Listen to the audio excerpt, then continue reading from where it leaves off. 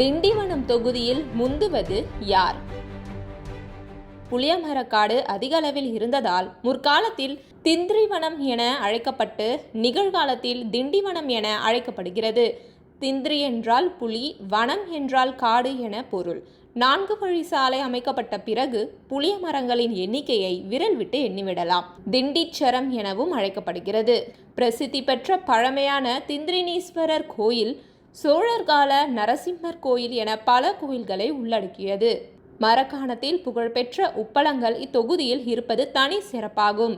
தமிழகத்துக்கு முன்னாள் முதல்வர் ஓமந்தூர் ராமசாமி ரெட்டியாரை வழங்கிய பகுதி இது. இவரது சொந்த ஊரான ஓமந்தூர் திண்டிவனம் தொகுதிக்கு உட்பட்டது. சென்னை, தென் மாநிலங்கள் மற்றும் வடமேற்கு மாவட்டங்கள், புதுச்சேரி மாநிலத்தை இணைக்கும் பகுதியாகும். ரயில் போக்குவரத்தும் உள்ளன. 1949இல் பேரூராட்சியாக உருவாகி 1970இல் 2ஆம் நிலை நகராட்சி, 1998இல் முதல் நிலை நகராட்சி மற்றும் 2008இல் தேர்வு நிலை நகராட்சியாக தரம் உயர்ந்துள்ளது. திண்டிவனம் நகராட்சி, மரக்காணம் பேரூராட்சி, ஒலக்கூர் மற்றும் மரக்காணம் ஒன்றியத்துக்கு உட்பட்ட ஊராட்சிகள் இடம்பெற்றுள்ளன. சுதந்திர இந்தியாவுக்கு பிறகு திண்டிவனம் சட்டப்பேரவை தொகுதி கடந்த 1952இல் முதல் 16 தேர்தல்களை சந்தித்துள்ளது. திமுக, அதிமுக தலா 5 முறையும், காங்கிரஸ் 4 முறையும், உழைப்பாளர் கட்சி மற்றும் சுயேட்சை தலா 1 முறையும் வெற்றி கண்டுள்ளது. 1952 முதல் 2006ஆம் ஆண்டு வரை பொது தொகுதியாக இருந்த திண்டிவனம் தொகுதி சீரமைப்புக்கு பிறகு கடந்த 2011இல் இருந்து பட்டியலின மக்களுக்கான தொகுதியாக மாற்றப்பட்டு தேர்தலை சந்தித்து வருகிறது. வன்னியர்கள், பட்டியலின மக்கள் என 70% பேர் வசிக்கின்றனர். முதலியார், உடையார், நாயுடு, செட்டியார், மீனவர்கள், இஸ்லாமியர்கள், கிறிஸ்தவர்கள் மற்றும் ஜெயின் சமுதாயத்தினரும் கணிசமாக வாழ்கின்றனர். இந்த தொகுதியில் ஆண்கள் 1,07,496 பேர், பெண்கள் 1,11,749 பேர், 3ஆம் பாலினத்தவர் 11 பேர் என மொத்தம் 2,19,256 வாக்காளர்கள் உள்ளனர். 2026ஆம் ஆண்டு தேர்தலில் அதிமுக மீண்டும் களம் இறங்குகிறது. சிட்டிங் எம்எல்ஏ அர்ஜுனன் போட்டியிடுகிறார். 2021இல் தோல்வியடைந்த திமுக இம்முறை கூட்டணி கட்சியான விசிகாவுக்கு ஒதுக்கி இருக்கிறது.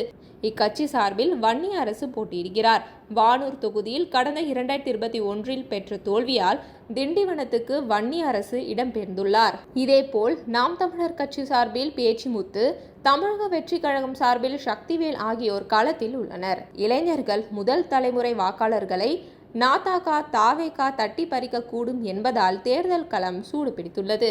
விழுப்புரத்தில் முதல்வர் ஸ்டாலின், திண்டிவனத்தில் விசிக தலைவர் திருமாவளவன், துணை முதல்வர் உதயநிதி ஆகியோரது பிரச்சாரங்கள் விசிக வேட்பாளருக்கு துணை நிற்கிறது. விழுப்புரத்தில் அதிமுக பொதுச் செயலாளர் பழனிசாமியின் பிரச்சாரத்துடன் முன்னாள் அமைச்சர் CV சண்முகத்தின் பிரச்சாரமும் அதிமுக வேட்பாளருக்கு வலு சேர்க்கிறது.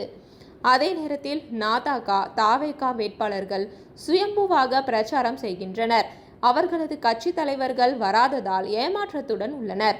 மேலும் தங்கள் கட்சியின் தேர்தல் அறிவிப்புகளை மக்களிடம் கொண்டு சென்று 4 வேட்பாளர்களும் வாக்கு சேகரிக்கின்றனர்.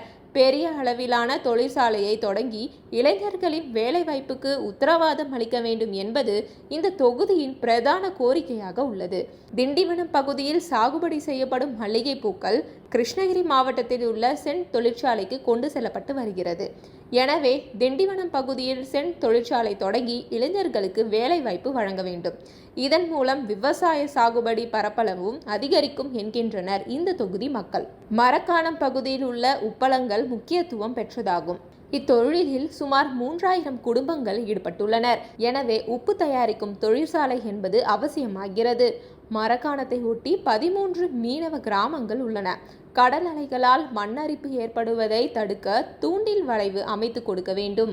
மரக்காணம் சுற்றுப்பகுதியில் கடல் நீர் புகுந்து நிலத்தடி நீர் உப்புத்தன்மையுடன் இருப்பதால் விவசாயம் கை கொடுக்கவில்லை.